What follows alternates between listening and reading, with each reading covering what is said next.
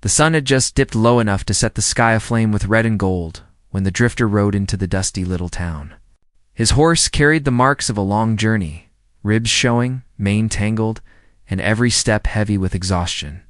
He wasn't much different himself. His boots were worn, his hat shadowed, a face lined with miles of wandering, and his eyes held that restless look only a man with no home ever carried. Folks who passed him on the street did what they always did with strangers in the Old West. They glanced quick, whispered low, and gave him space. Out here, a man's silence often spoke louder than his words. The drifter wasn't the sort who needed company. He wasn't the sort who needed roots either. He lived out of saddlebags and took shelter wherever the wind allowed. But that evening, as he tethered his horse outside the old saloon, there was a weight pressing on him heavier than the revolver at his hip. He was bone-tired, but more than that, he carried something he didn't care to name. Maybe it was hunger. Maybe it was loneliness. Maybe it was the sound of his own boots echoing too long without another voice nearby. Whatever it was, it made him pause at the swing doors of the saloon. Take a slow breath and step inside. The place smelled of stale whiskey and tobacco smoke. A couple of men leaned on the bar, speaking in hushed tones. A piano in the corner sat silent, its keys yellowed and broken. And then there were the women. They stood apart from the rest, watching him with eyes that didn't waver. Two of them, one in a deep red dress, the other in a soft shade of gray. They weren't young girls, but they weren't worn down either. Their faces held the kind of beauty carved by hardship, not vanity. The red-dressed one had a sharpness about her, a fire that said she didn't let the world push her too far without pushing back. The other carried a calmness, but it wasn't weakness. It was the kind of quiet that came from weathering storms and standing tall through them.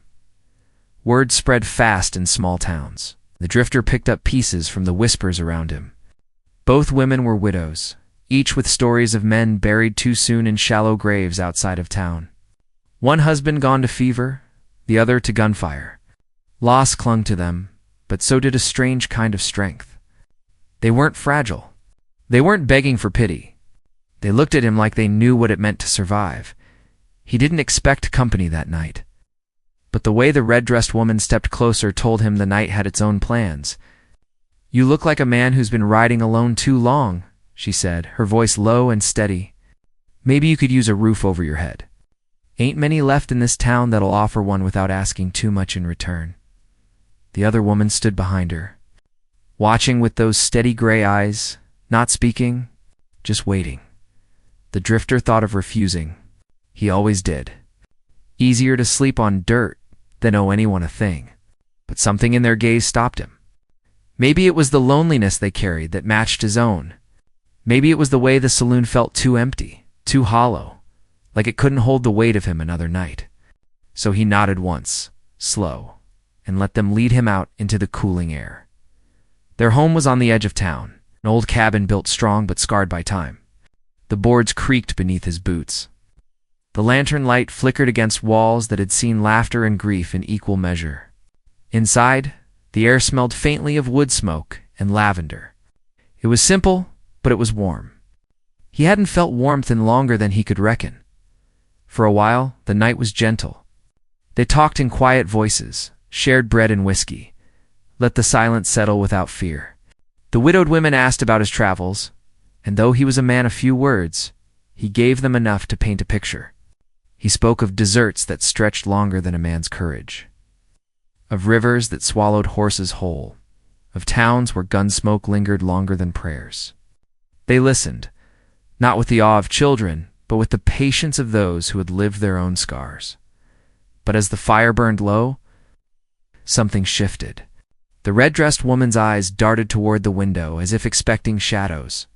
The other woman's calm broke for just a moment when the wind rattled the shutters. They weren't just widows. They were women living with ghosts that hadn't stayed in their graves. The drifter felt it like a weight pressing on the room. He knew that look, that tightness in the jaw, that sharp breath drawn when danger felt too close. They didn't speak of it outright, but he didn't need them to. A man who'd spent his life drifting across old American towns learned to read fear as quick as he read the sky for rain. There was someone or something out there that hadn't let these women live in peace. He saw it in the way the red-dressed one checked the pistol hidden beneath the table, in the way the quiet one's hand lingered near the lamp, as if ready to douse it at the first sign of trouble. The drifter told himself he'd leave come morning. He told himself he wasn't part of this, that their ghosts weren't his to fight. But the truth was harder than that. He'd taken their food, their whiskey, their fire. More than that, he'd taken their trust, a fragile thing they hadn't offered easily. And for a man like him, trust was heavier than chains. It was something he couldn't walk away from, not without shame burning hotter than the desert sun. So when the knock came at the door, hard, deliberate, echoing like the toll of iron against wood, the drifter was already on his feet. His hand went to his revolver, the steel cold against his palm. The women stood still, their faces pale but unflinching. Whoever waited outside wasn't a stranger to them. The red-dressed woman's lips tightened. The gride one whispered something too soft for him to hear. The knock came again, louder this time. Rattling the boards, the drifter's heart beat slow and steady, the way it always did before violence. He didn't know who was on the other side or what debt these women carried that had followed them into the night. All he knew was that, when the door opened, there'd be no turning back. Whatever came through would demand blood. And it was already written that his hands would not leave this house clean. And so the night, which began with warmth and whiskey, now stood on the edge of something darker. The drifter shifted his stance, his finger brushing the trigger, the lantern light flickering shadows across his face. The women stood close, their breaths shallow, their eyes locked on the door as if bracing for a storm. The air grew heavy, thick with silence, and the old cabin seemed to hold its breath. The knock came a third time. Slower, heavier, and with it came the promise that when the door swung open, nothing would be the same again. The drifter knew he'd come to the end of his wandering for the night. He also knew that, before the dawn, somebody's blood would stain the floorboards of that lonely house. Would it be his, theirs, or the man waiting beyond the door? The answer hung in the air, sharp as a blade. Waiting for the moment, the latch gave way. The door creaked under the weight of that third knock, dust falling from its frame as if the whole house itself wanted to shudder back into silence. The drifter stood still, revolver half raised, and waited for one of the women to speak. Neither did. The red-dressed woman kept her eyes locked on the door, jaw clenched, her hand tightening around the pistol hidden under the table. The other woman, the one with the steady gray eyes, leaned her head slightly toward the drifter, as if asking him silently to take the lead. It wasn't fear that kept them quiet. It was recognition. Whoever stood on the other side wasn't a stranger to them. The drifter knew trouble when he saw it. Trouble wore many faces on the frontier. Sometimes it was a rustler looking for stolen cattle. Sometimes it was a bounty hunter tracking a debt. And sometimes it was worse. Men with no law behind them, just greed and violence. He didn't yet know which kind of shadow lingered beyond the door. But he knew enough to understand that his quiet night of rest had already turned into something else. He thought of the long miles he had ridden to get here, of the silence he had once found comfort in, and of how quickly a man's life could tilt on its side in the old American West. The knock didn't come again. But the silence pressed harder than any fist against wood. The red-dressed woman finally moved. She glanced at the drifter, her eyes sharp, almost testing him. Then she set her pistol on the table with a sound too loud in the quiet room. "Best you know," she said, her voice low and steady. "Whoever's out there ain't the type to leave if we ignore him. He's been around before. He'll keep coming until he gets what he wants." She didn't say what that was, but the weight in her words made it clear enough. The gride woman finally spoke to, her voice calm but heavy with dread. "We should have left this town long ago." He never forgot. Men like him never do. The drifter didn't ask questions. He never had a taste for other people's pasts. He just watched them, weighing the truth in their voices, and felt that old pull of fate that always seemed to catch him when he least wanted it. He had no reason to be here, no reason to involve himself in their ghosts. Yet he was already standing with his gun in hand, already part of whatever this night was turning into. That was the curse of a drifter. No matter how far you rode, You couldn't outrun the weight of choice when it came knocking. The silence stretched until it broke with the sound of boots outside, slow and deliberate. Whoever he was, he wanted them to hear him pacing, wanted them to feel the pressure of his presence. The drifter could picture him, a man with a hat pulled low, maybe a rifle slung across his shoulder, maybe a scar or two carved into his face. Men who walked that way weren't strangers to blood. They walked like they already owned the night.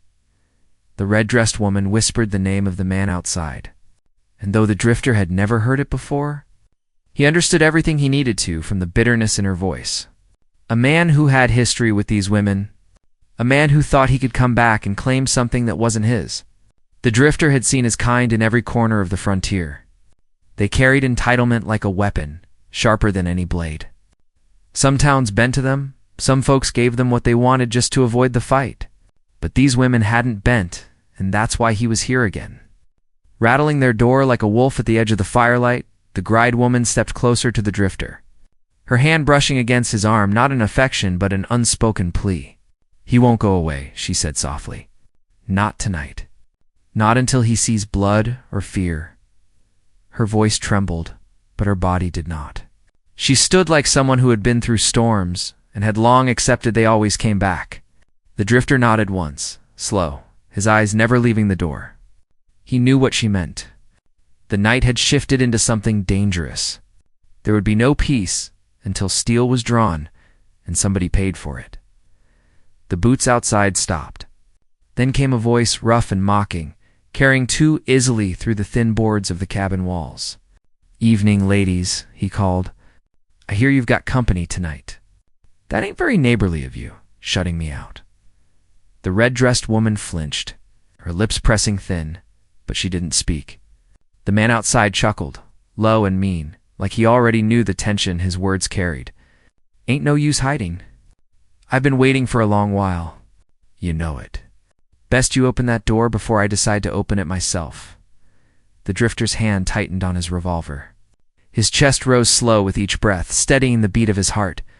He wasn't scared. Men like him didn't have the luxury of fear. What he felt was older, heavier. It was that cold certainty that tonight would demand something of him he couldn't give back once it was done. He had killed before. He didn't wear it on his face, but it was in the set of his shoulders, in the way his eyes never flinched when danger stood close. Killing was a thing that changed a man, left him wandering deserts not just of sand, but of his own conscience. And he knew, before this night was done, his hands would once again carry that stain. But before steel flashed and blood spilled, there was the weight of waiting. The women's breaths shallow, the man outside circling, the cabin itself creaking as though it feared what would come next. The drifter thought back on the road that led him here. Every mile of dust and sun, every fire lit alone under the stars, every grave he had passed where men just like him had fallen nameless. He wondered if this was where his own road would end, not in glory, not in peace, but in a small cabin with two widowed women and a shadow pounding at their door. The red-dressed woman finally moved again, her hand brushing the pistol on the table but not lifting it. Her eyes met the drifter's, and for the first time he saw not just fire but desperation there. "You don't have to stay," she whispered. "This ain't your fight." The drifter almost smiled, but it wasn't joy that moved his lips. It was the bitter truth of it.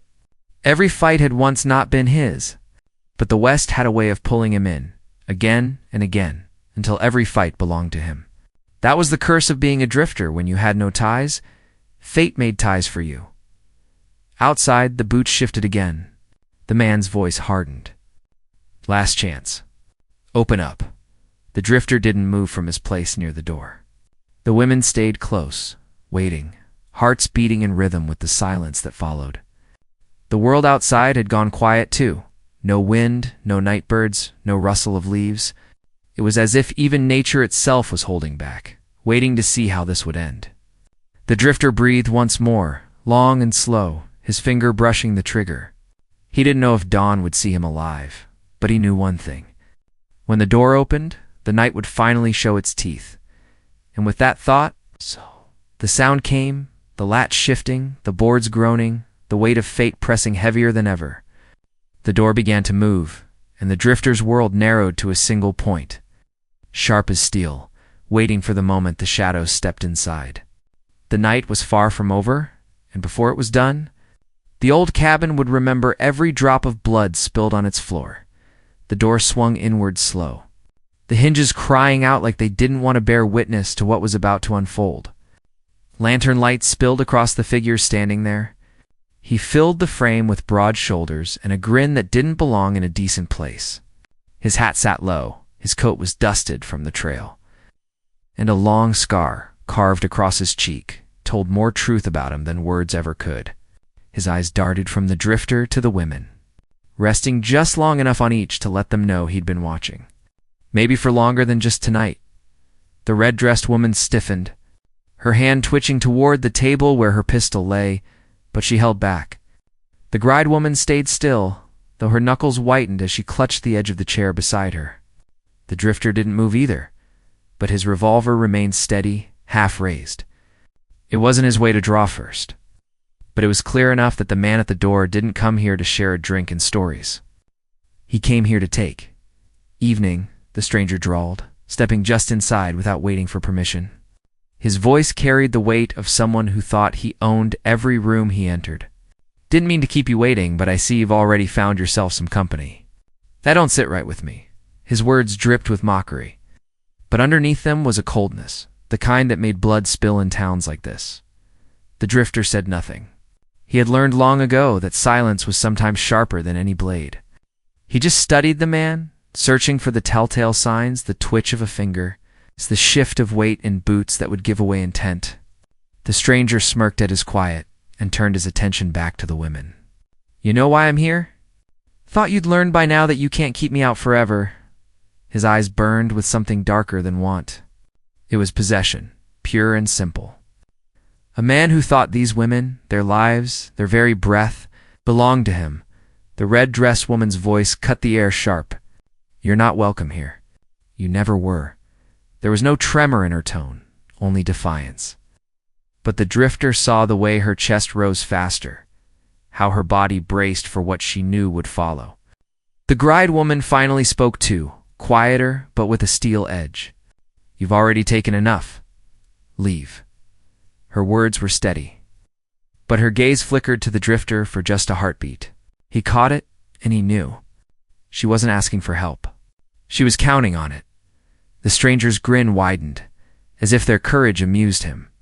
Still got that fire in you, he said, shaking his head like a teacher correcting stubborn pupils.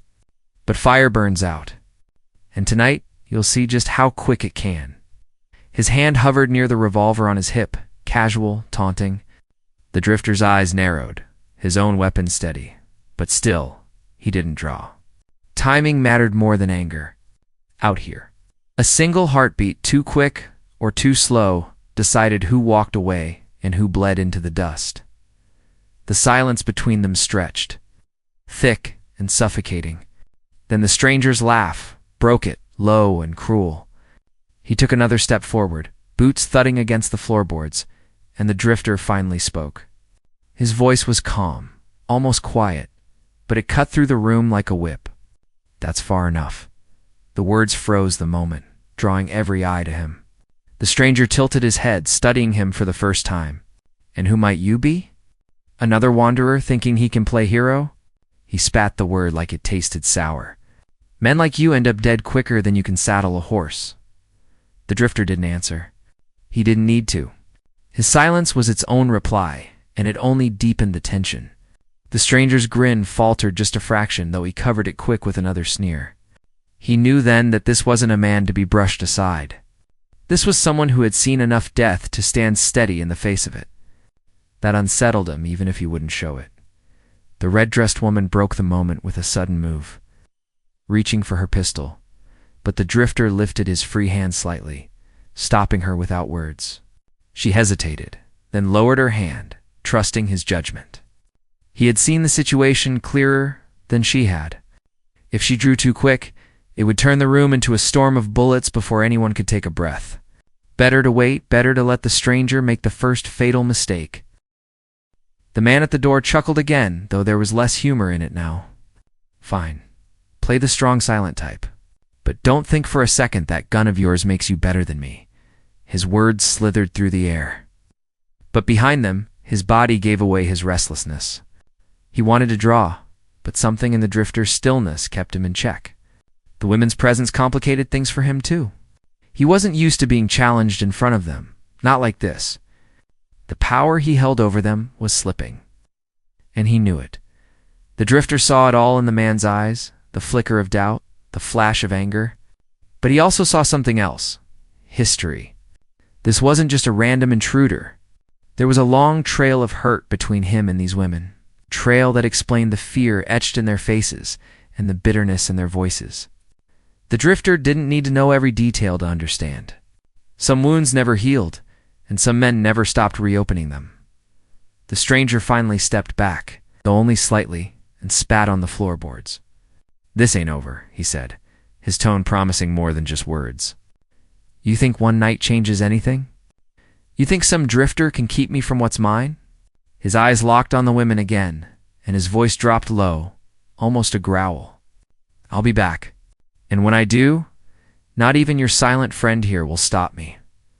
With that, he turned, slow and deliberate, and walked out into the night. The cabin didn't breathe until the sound of his boots faded into the distance. The women exhaled, shaky but controlled, and the drifter lowered his revolver, sliding it back into its holster. The fire in the hearth had burned low, casting long shadows across the walls, making the room feel smaller than before. The red-dressed woman's hand shook slightly as she reached for the bottle of whiskey on the table, pouring herself a glass with more force than needed. She downed it quick, then poured another, her jaw tight. The gride woman sat down slowly, her gaze fixed on the door as though it might swing open again any second. The drifter leaned against the wall, arms crossed, silent as ever. He didn't need to speak. They all knew the truth. The man outside wasn't finished. He'd be back, and when he returned, it wouldn't be with words. He'd bring violence, and maybe others with him. Tonight was just a warning, a test of how far he could push. The real storm was yet to come. The red-dressed woman finally turned to the drifter, her eyes burning with a mix of gratitude and frustration. "You shouldn't have gotten involved," she said, her voice rough. "Now he'll come harder. He won't stop until he breaks you too." But the drifter didn't flinch. He just met her gaze with that same steady calm. He'd lived long enough to know that once trouble set its eyes on you, it didn't matter if you turned away. It found you all the same. The gride woman spoke softly, almost to herself. "We can't run forever. He'll follow. He always has." Her words hung heavy in the air, wrapping around them like chains. The drifter closed his eyes for a moment, listening to the crackle of the fire and the quiet breaths of the women beside him. He knew their fight had become his, whether he wanted it or not, and though he didn't yet know how deep the roots of this conflict went, he felt the ground shift beneath him, pulling him deeper into their world of fear, defiance, and blood. Outside, the night grew colder, the wind rising against the cabin walls. Somewhere in the distance, a wolf howled, its cry long and mournful, as if echoing the weight of what was yet to come. The drifter opened his eyes, his hand brushing the grip of his revolver once more. He wasn't a man who prayed, but if he had been, would have asked for strength enough to face the storm that was already on its way. For now, he stayed still, waiting. The silence of the cabin pressing heavy as the fire burned lower and the shadows grew darker. The night was far from over. The danger had only just begun to show its face. The wind outside rattled the shutters like a restless hand against the wood. And the drifter sat silent in the corner, his hat low, listening to the rhythm of the night. The stranger's words still clung to the air inside that cabin. Heavier than smoke, heavier than the whiskey, the red-dressed woman poured again and again to steady her nerves. The gride woman hadn't moved much since she sat down, her gaze fixed on the door as though expecting it to burst open at any moment. Every flicker of the lantern made her flinch, not out of fear but because she knew shadows could hide more than the eye was ready for. The drifter's silence gnawed at them. He was there, present, but he offered nothing in the way of comfort or promise. He wasn't the type to speak of plans or safety. He'd lived too long to give words he might not be able to back up. Yet his presence itself, calm and still as a loaded gun on a table. Yes. was something neither woman could deny, gave them a strange measure of strength. They knew he would not walk away. Not tonight, and maybe not tomorrow. Trouble had made itself at home here. He was caught in its grip as surely as they were. The red-dressed woman finally broke the quiet. "You don't know what you've stepped into," she said, her voice sharp, though her hands trembled just enough to betray her. "He's not just some man who shows his teeth when the whiskey hits him. He's worse. He's mean when he's sober, meaner when he's got men at his back. And he will bring them. He always does." She swallowed hard, her eyes darting toward the door before she forced herself to look back at the drifter. "He won't quit. Not until he's taken everything from us. He's already done it once before." The gride woman's voice followed, softer, but carrying a weight all its own. "He wasn't always this way. Once, he was a man folks trusted. But the land here twists men, dries them out like the desert sun. Greed, hate, power, it eats at them until there's nothing left but hunger.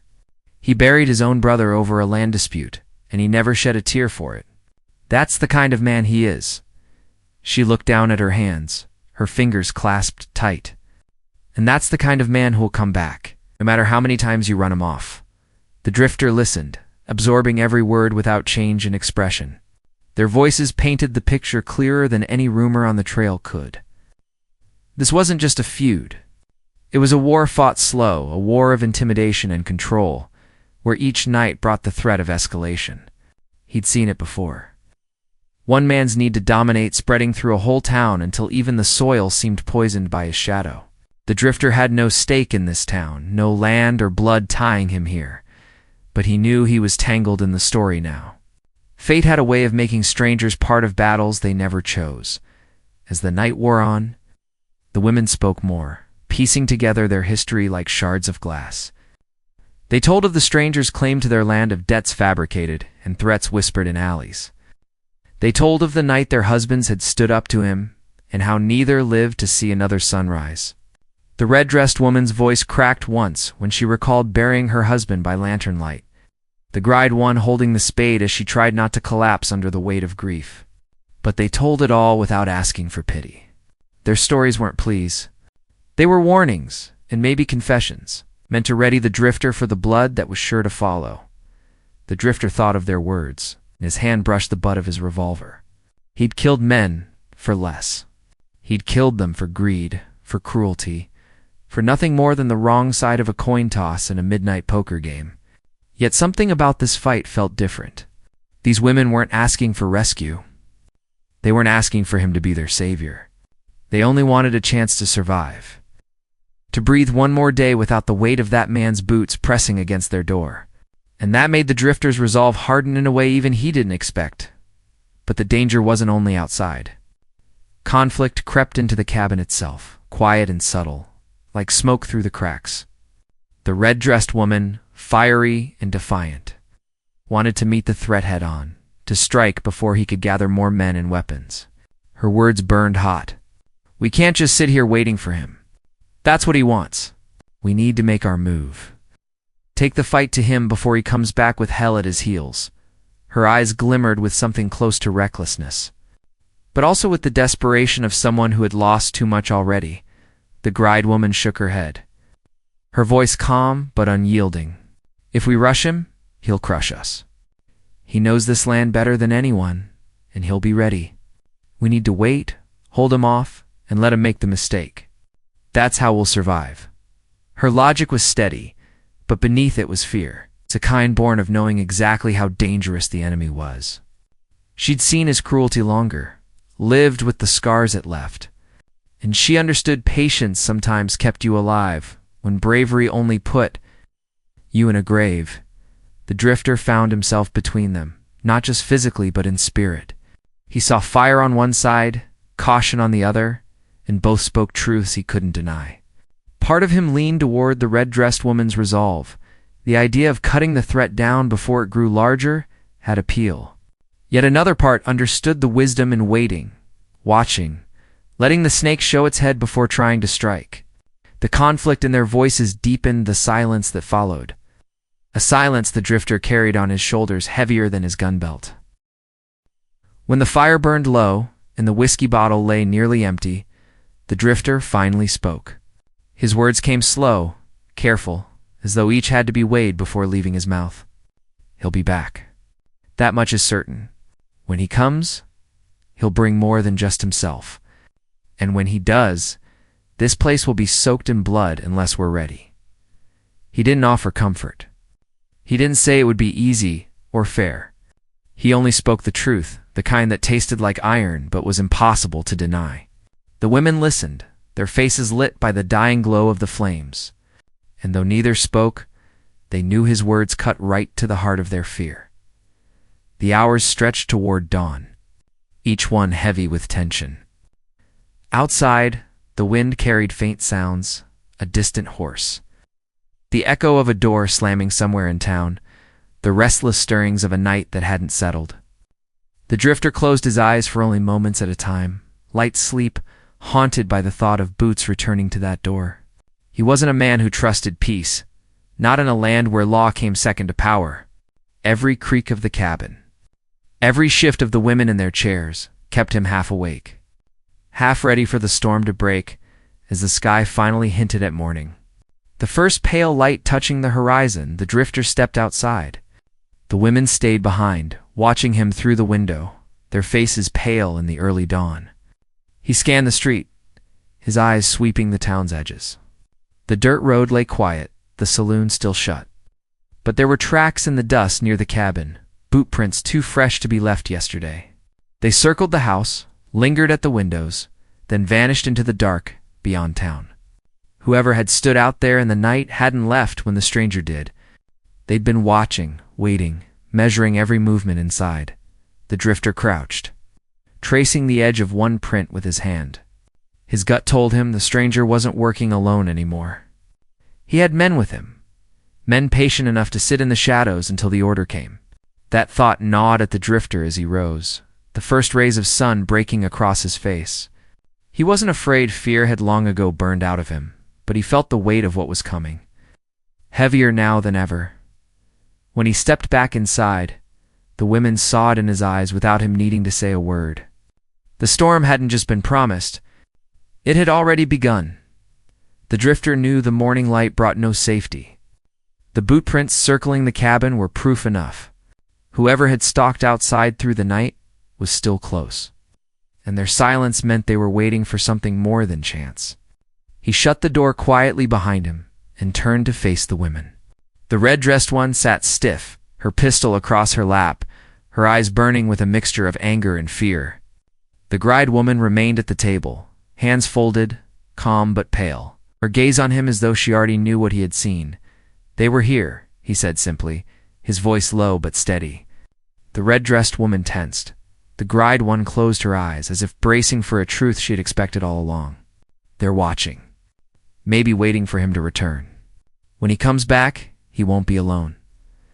The room fell quiet except for the creak of the firewood as it gave its last breaths. The drifter leaned against the wall, arms crossed, his revolver heavy on his hip. The women looked at him, one with defiance, the other with resignation, and both waiting for him to say more. But he wasn't a man who gave speeches. He spoke only when it mattered. "You've carried this fight longer than anyone should have to. But it ends today. One way or another." The red-dressed woman swallowed hard, gripping her pistol tighter. "He won't stop. He'll come with his men, thinking we'll break. We can't let him take this place again. Not after everything." The gride woman nodded faintly, her quiet strength shining through the weariness in her face. "We stand, or we run forever." The drifter gave a slow nod. He wasn't their savior, and he never meant to be. But he couldn't walk away, not when the truth of their struggle had bled into his own hands. The time for drifting past their pain was over. He was in it now, and only blood or courage would decide the ending by noon. The sound of horses carried through the dusty streets of the town. The drifter stepped out into the sunlight, his hat brim low, his boots steady in the dirt. The women stayed in the doorway of the cabin, armed and unyielding. Across the road came the stranger, mounted tall on a dark horse, his grin stretched wide. Behind him rode 4 men, rifles slung, faces hard. They dismounted slow, their boots crunching in the dust, spreading out like wolves around a campfire. The stranger dismounted last, his scar catching the sun. His eyes locked on the drifter. "I told you," he called out, his voice carrying across the street. "You should have let me in. Now, I'll take what's mine, and I'll take you with it." His hand rested easy on his revolver, his confidence clear, the smirk on his lips promising violence. The drifter stood silent, watching. The air thickened as the townsfolk peeked from windows and doorways. Everyone knew this fight had been building for years, but no one had dared face it until now. The stranger thrived on fear, but the drifter wasn't afraid. His stillness unsettled the men who had followed the scarred leader, their eyes darting, their fingers restless on their triggers. The red-dressed woman stepped forward, voice sharp as steel. "You've already taken enough from us. This ends here." The gride woman joined her, quieter but steady. "We don't belong to you, and we never will." Their defiance rang through the street, echoing off the weathered boards of the saloon and the old church. For the first time, the stranger's smirk faltered. The drifter let the moment hang before he spoke. His voice was calm, cold, each word cutting through the silence. "You've been feeding off their fear. That ends today. Leave now, or you won't leave at all." The stranger laughed, but it was hollow. His men shifted uneasily, glancing at each other, then at the drifter's steady stance. They had ridden under the scarred man's shadow, but fear of him only went so far. The drifter's presence, unshaken and unyielding, made them question what loyalty was worth against the weight of death. The stranger's hand twitched toward his revolver, and in that blink of a moment, the world narrowed to dust and breath. The drifter's gun cleared leather faster than the eye could follow. The shot cracked loud, echoing through the town, and the stranger stumbled back. Clutching his arm, his revolver clattering into the dirt, chaos broke. Two of his men raised rifles, but the women fired from the cabin, their shots sharp and sure, driving the gunmen scrambling for cover. Another man bolted outright, fear breaking him faster than courage could hold him. The last hesitated, then dropped his weapon into the dust, hands raised. The stranger, bleeding and cursing, staggered on his knees, glaring up at the drifter with fury burning in his eyes. "You think this changes anything?" He spat, his voice ragged. "There'll be more. Men like me don't die easy." The drifter stepped closer, his revolver still steady in his hand, but his voice calm as stone. "Maybe not. But you won't see another dawn in this town." He let the weight of the words settle, then kicked the revolver further out of reach. The scarred man looked around, but his men were gone or broken, and the eyes of the townsfolk burned from every window. His power, built on years of fear, crumbled in the dust of that street.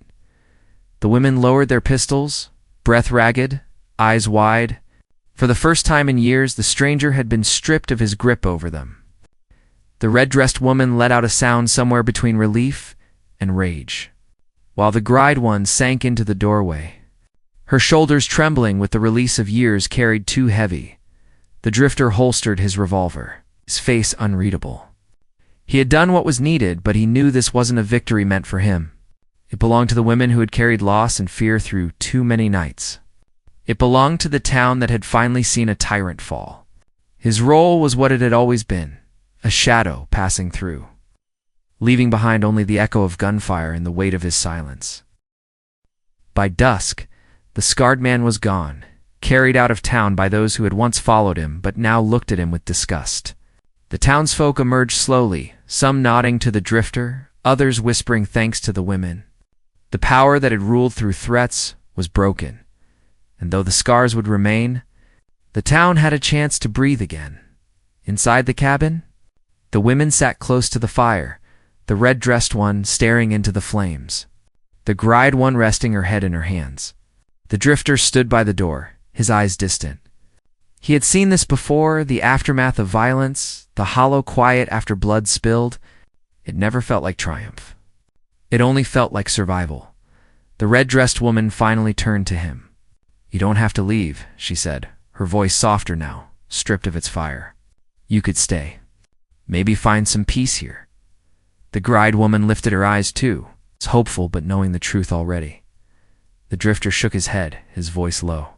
"Peace ain't for men like me. I keep moving." That's the only way I know." His words carried no bitterness, only the truth of a life lived too long on the edge of dust and silence. Morning came with the sound of hooves. The drifter saddled his horse, the women standing at the edge of the road, watching. He didn't offer promises or farewells, only a nod that carried everything words could not. They watched him ride out into the desert, the horizon swallowing his figure. Until he was nothing more than a shadow against the rising sun, the town would heal. The women would find strength in the life they rebuilt, and the dust would settle over the blood spilled in the street. But the legend of that night, of the drifter who stood against fear and left with his hands bloody, would linger. The drifter never looked back. For men like him, the road never ended, only stretched on into more dust, more silence, or more nights, where the weight of choice pressed down like the desert sky. Yet somewhere in the memory of that cabin, in the eyes of two widowed women who had faced their ghosts, a piece of him would remain. And as he rode into the endless west, the wind carrying the sound of his horse across the sand, he knew that though his name might never be spoken, the story of that night would outlive them all.